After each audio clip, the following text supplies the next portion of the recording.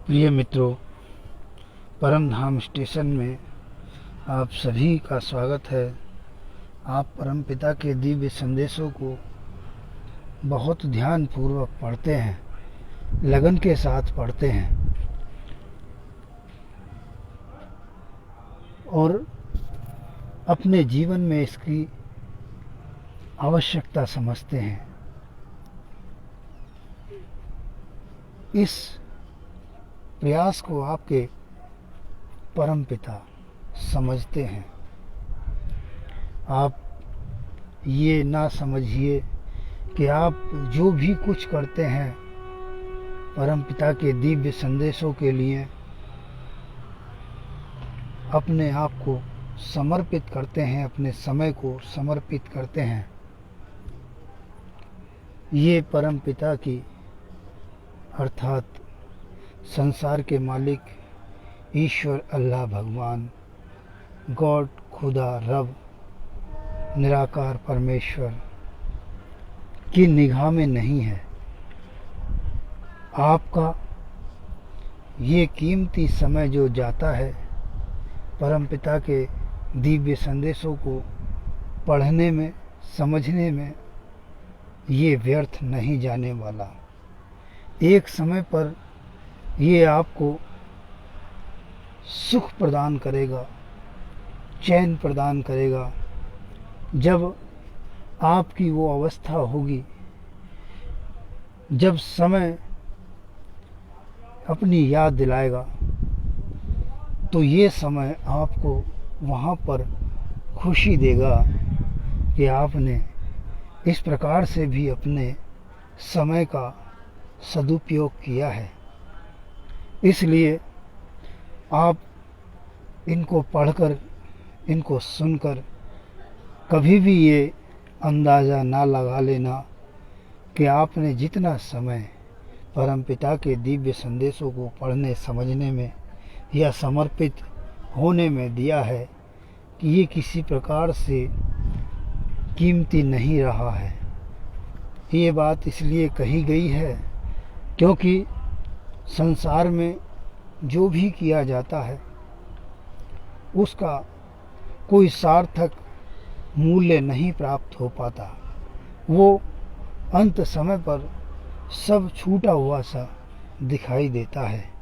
लेकिन आप जो कर रहे हैं परम पिता के दिव्य संदेशों को पढ़ने में, जो समय बिता रहे हैं, जो समझ हासिल कर रहे हैं, और परम पिता के दिव्य संदेश जब उस समय पर आपके समक्ष प्रस्तुत होते हैं, जब कोई इसके विपरीत कार्य करते हैं और उस समझ को आप स्वीकार कर उस विपरीत कार्य को रोक देते हैं, अर्थात आप परम पिता की आवाज़ को सुन लेते हैं, समझ लेते हैं। ये संदेश बेशक फेसबुक पर होते हैं, यूट्यूब पर होते हैं, लेकिन ये वास्तव में आपके घट में प्रवेश कर गए होते हैं और जो समय आने पर आपका कल्याणकारी उचित मार्गदर्शन करते हैं। आप ये ना समझिए कि ये संदेश नहीं, ये परम पिता की आवाज़ है। ये आपके अंदर बैठे हुए उस परम पिता की आवाज़ है जिसको आप कहते हैं कि भगवान अल्लाह खुदा गॉड रब हमारे अंदर हैं, आपके अंदर हैं। तो आइए मेरे प्रिय मित्रों, परम पिता का महत्वपूर्ण संदेश अभी जो आप सभी तक पहुंचा है, आपने शायद पढ़ा है कि होश में आओ, संभल जाओ, जाग जाओ, समझ जाओ, सुधर जाओ। ये शब्द आने का, ये संदेश आने का तात्पर्य क्या है? परम पिता जो समझते हैं, हमारी आवश्यकताओं को जानते हैं, हर प्रकार से हमारे शरीरों के लिए वो भोजन प्रदान करते हैं इस रहस्य पर से पर्दा तभी उठता है जब वास्तव में इसकी सही समझ आ जाती है, और ऐसा किसी प्रकार के ग्रंथ को पढ़ने से संभव नहीं होता। ये आत्म अनुभूति है, परम पिता की वो आवाज़ है जो परम पिता उस जीव को समझाते हैं जो जीव परम पिता को समर्पित हो जाता है। इसलिए आपसे बार बार यही बात कही जाती है कि आप परम पिता को समर्पित हो जाइए। यदि आप किसी शरीर को समर्पित होते हैं तो वहाँ पर उस शरीर की इच्छाएं जब उत्पन्न होती हैं तो वो आपको विचलित कर सकती हैं। किसी भी प्रकार से समय आने पर आपकी भावनाओं को ठेस पहुंचा सकती हैं। लेकिन जो परम पिता स्वयं आपके अंदर उपस्थित है, जो शरीर रूप में जहाँ पर हैं वहाँ पर ही नहीं बल्कि आप में भी उपस्थित है, और इसीलिए यह शरीर आप तक नहीं पहुँच रहा, क्योंकि इस शरीर को आप तक पहुँचाने से महत्वपूर्ण है कि आप तक अपने संदेश पहुँचाए जाएं। यदि आपकी भावना बनती है कि आप परम पिता के दिव्य संदेशों के माध्यम को अपने जीवन में एक बार देखें, एक बार बात करें, तो इसके लिए परम पिता ने अपने दिव्य संदेशों में कहा है कि मैं उचित समय देखकर आपकी यह भावनाओं को पूरा करूँगा। इस पर आप विश्वास कीजिए, क्योंकि परम पिता आपके ही घट में विराजमान है। आपके भावों को, आपके विचारों को पढ़ते हैं, सुनते हैं, और उसी के आधार पर आपके जीवन का उचित कल्याणकारी मार्गदर्शन कर रहे हैं। अगर आप यह सोचते हैं कि मैंने तो इस संसार में रहकर कभी भगवान अल्लाह का नाम नहीं लिया, कभी पूजा पाठ इबादत नहीं की, और मेरे कार्य भी मुझको इस काम को करने की इजाज़त नहीं देते, मैं तो दिन भर हत्याएं करता हूँ, मैं दिन भर पाप करता हूँ, तो मुझे कहाँ भगवान की समझ होगी या कहाँ भगवान अल्लाह ईश्वर परमात्मा परमेश्वर मुझसे खुश होंगे। मेरे प्रिय मित्रों, आज मैं परमपिता के आदेश से एक मित्र के रूप में आपसे बात कर रहा हूँ, और मित्र वही सच्चा होता है जो हमारे हित की बात करे, जो निष्पक्ष बात करे, जो निर्लेप बात करे, जो निस्वार्थ बात करे। तो मेरे प्रिय मित्रों, अगर आपकी यह विचार है कि मैं कैसे भगवान का नाम लूं, कैसे ईश्वर का अल्लाह का नाम लूं, मैं तो गुनहगार हूं, तो मेरे प्रिय मित्रों, आपके लिए वैसे परम पिता के काफ़ी संदेश इस विषय पर पहुंच चुके हैं, ताकि आप अपने आप को दोषी ना समझें।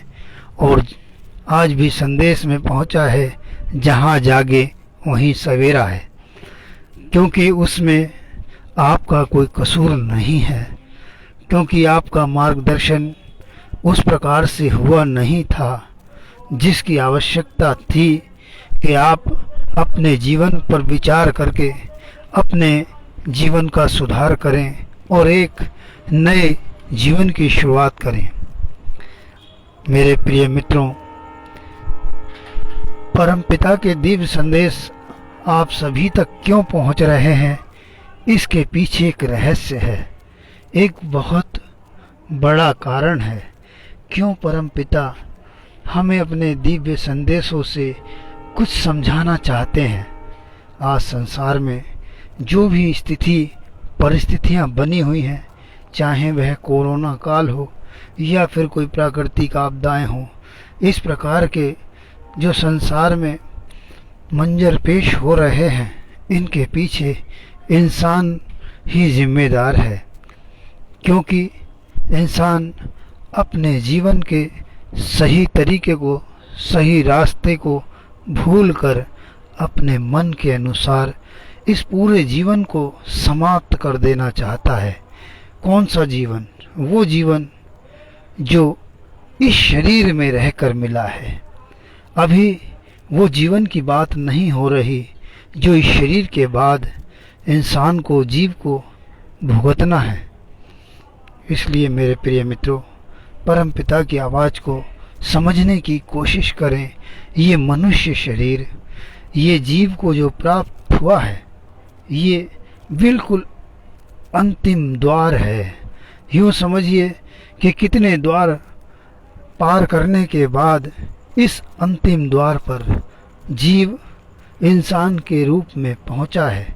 यदि यहाँ पर आकर जीव इंसान न बनकर शैतान बन जाए तो फिर वो इस द्वार से पार नहीं हो सकता, वापस उन्हीं द्वारों में पहुंच जाएगा। और वो द्वार कोई साधारण नहीं है, वो नरक से भी बदतर है।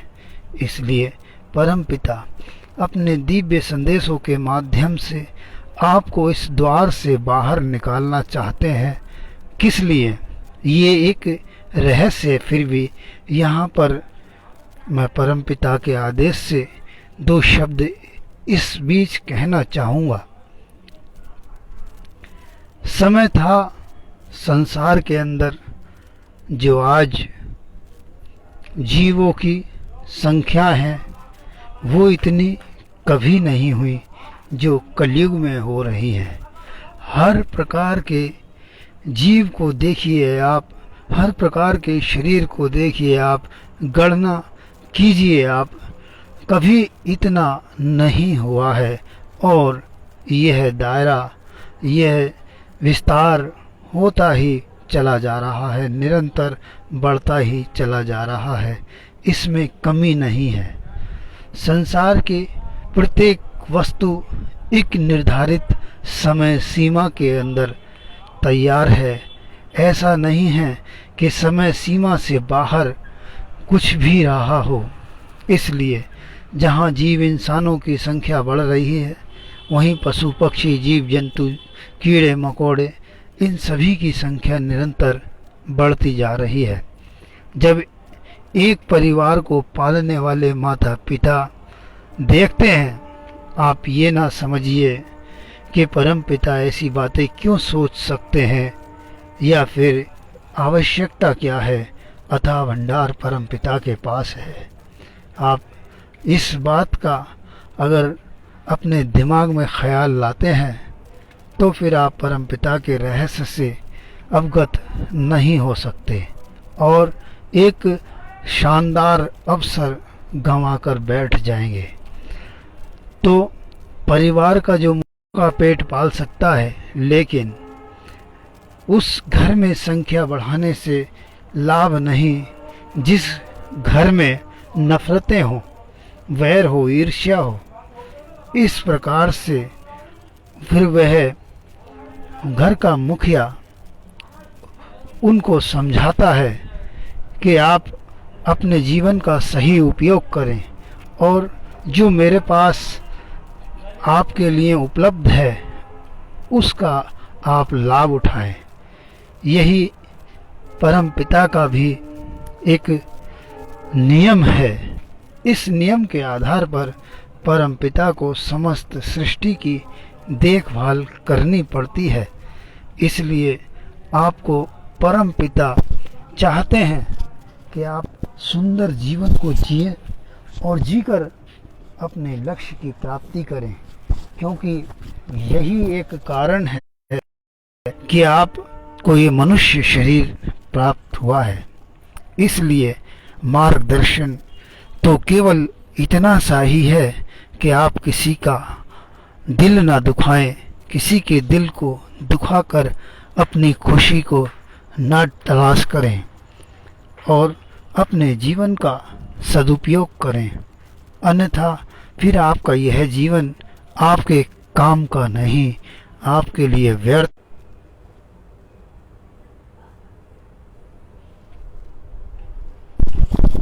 इसीलिए परमपिता ने कहा है, जिंदगी लंबी नहीं, महत्वपूर्ण होनी चाहिए। और महत्वपूर्ण वही जीवन होता है जिसकी कीमत को वसूल किया जाए, जिसकी महत्वपूर्ण विशेषता को समझा जाए।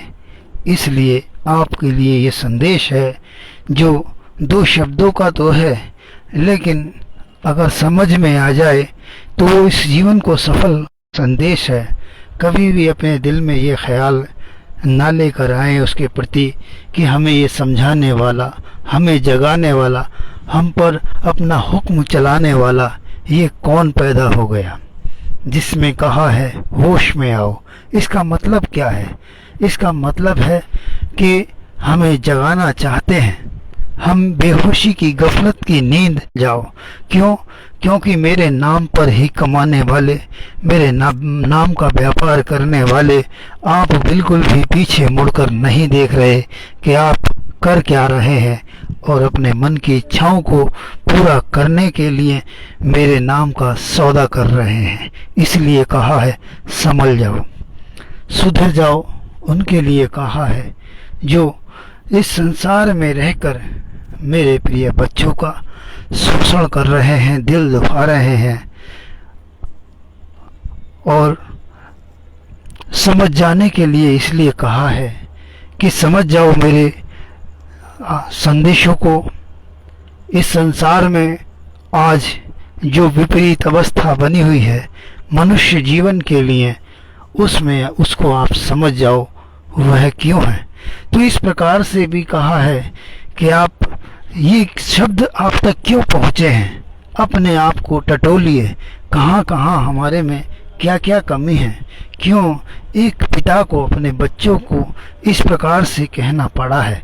यहाँ पर परम पिता की नाराज़गी इसलिए जाहिर होती है क्योंकि इस शब्द में परम पिता ने उस शब्द का उपयोग नहीं किया है जो हर संदेश में परम पिता करते चले आ रहे हैं। इसका मतलब होता है कि परम पिता कहीं ना कहीं हमसे नाराज़ हैं। ये ना सोचें कि जो ईश्वर परमेश्वर खुदा भगवान अल्लाह परमात्मा, ये ना सोचें भगवान कि हमसे ऐसी बातें कर सकता है, हमसे नाराज़ हो सकता है। ये बिल्कुल कतई अंदाज़ा न लगा करके बैठे हैं। जो हमें खाने को देता है, जो हमारा हर पल ख्याल रखता है, उसको हक बनता है हमसे नाराज़ होने का, अपनी बात कहने का, हमारा भला चाहने का।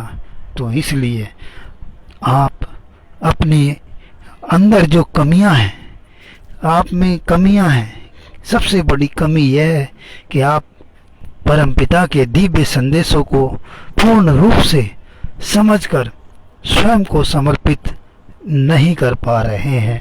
यह सबसे बड़ी कमी है और एक इसी कमी के रह जाने के कारण ना जाने कितनी कमियों का जन्म हो जाएगा। शायद इसका आपको अनुभव नहीं है।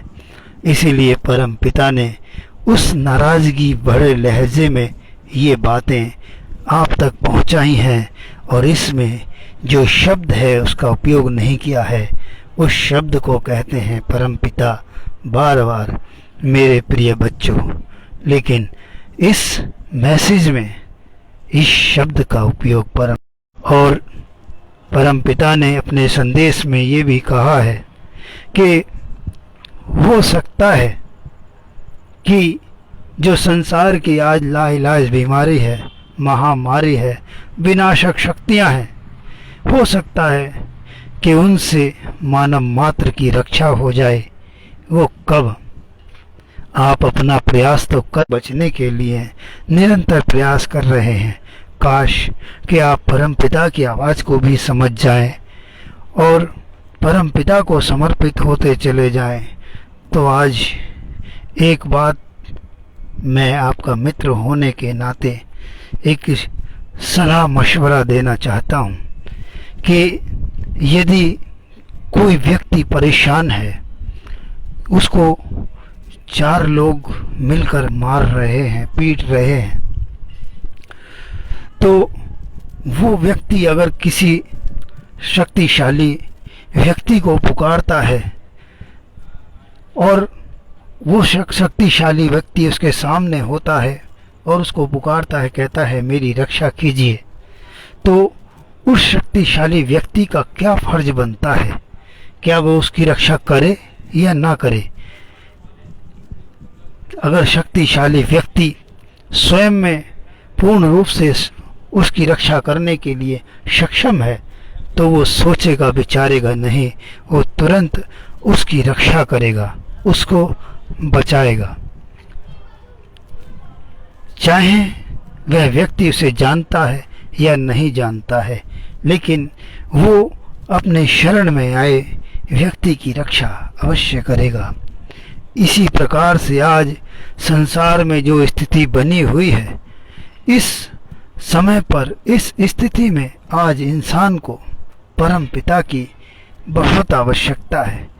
और क्या आपको ये विश्वास नहीं कि संसार में परम पिता से शक्तिशाली कोई नहीं है? ईश्वर अल्लाह भगवान आप तो कहते हैं, लेकिन प्रिय मित्रों मैं परम पिता ही कहता हूँ। इसीलिए परम पिता की ये असीम रहमत है कि ये शरीर कुछ न होते हुए भी आपको इतनी बातें कह, और ये रहमत केवल प्रेम की बदौलत है और कोई मुझ में कोई गुण नहीं है, मुझ में कोई शक्ति नहीं है ऐसी जो मैं परमपिता की इबादत बंदगी आपकी तरह कर सकूं। जो आप करते रखा जाए कि हमने अगर सर्वशक्तिमान को नाराज़ किया है तो हम क्षमा मांगें और समय के साथ चलकर परम पिता के सानिध्य को प्राप्त करें, तो सब कुछ संभव हो सकता है। मेरे प्रिय मित्रों, कोई मुझे ये ना समझे कि मैं कोई ऐसा शक्तिशाली इंसान हूँ जो आपकी रक्षा कर सकता हूँ किसी भी प्रकार से, कोई उपदेश दे सकता हूँ आपको किसी भी प्रकार का, कोई ज्ञान दे सकता हूँ आपको किसी भी प्रकार का। मैं इस योग्य नहीं हूँ। ये तो सब परमपिता के हाथ में है। जितना जितना जिसका समर्पण भाव होगा उतना उतना वो परमपिता के नज़दीक होगा, आत्मिक रूप से पास होगा। आप परमपिता से दूर नहीं हैं, इस बात का विश्वास कीजिए। आप ईश्वर अल्लाह भगवान से दूर नहीं हैं। एक मैं प्रश्न आपसे करता हूँ, आप उसका उत्तर दें या ना दें, लेकिन मैं परम पिता के इस प्रश्न का उत्तर आपको अभी हाथों हाथ दूंगा। संसार में परम पिता को, ईश्वर अल्लाह को, गॉड खुदा भगवान रब को किसने ढका है? इतनी बड़ी चादर नहीं जो परम पिता को ढक सके संसार के अंदर। क्या आप समझते हैं जिसको धर्म ग्रंथों में विशाल कहा गया है, अथाह कहा गया है, असीम अनंत कहा गया है, उसको कौन दुबका कर रख सकता है? वो कौन सी चादर है, वो कौन सा पर्दा है जिसने हमारे मालिक को हमसे छुपा रखा है? आइए, इसका उत्तर है अज्ञानता। अज्ञानता का पर्दा इतना विशाल है कि इसने हमसे हमारे मालिक को दुबका रखा है। अंधकार और अंधविश्वास ने इसका लाभ उठाया है। मेरे प्रिय मित्रों, मेरे पास इतना साधन नहीं कि मैं आपको इस आवाज़ को पहुंचाने के लिए तरह तरह के साधन अपना सकूं। मेरे पास जो भी है परम पिता ने दिया है। मैं उसी के आधार पर ये कार्य करता हूँ और मुझे चाहत नहीं कि आप मेरे लिए कुछ करें, आप अपने लिए कीजिए, मैं इसी में खुश हूँ। ठीक है प्रिय मित्रों, परमपिता से बस इस विषम परिस्थिति में यही निवेदन है कि आप सभी प्रिय बच्चों पर नाराज़गी तो परमपिता की बनती है, लेकिन मैं निवेदन भी करने में असमर्थ हूँ, फिर भी एक इच्छा जाहिर परमपिता से करना चाहता हूँ कि परमपिता आप सभी पर अपनी असीम रहमत बनाए रहें। धन्यवाद।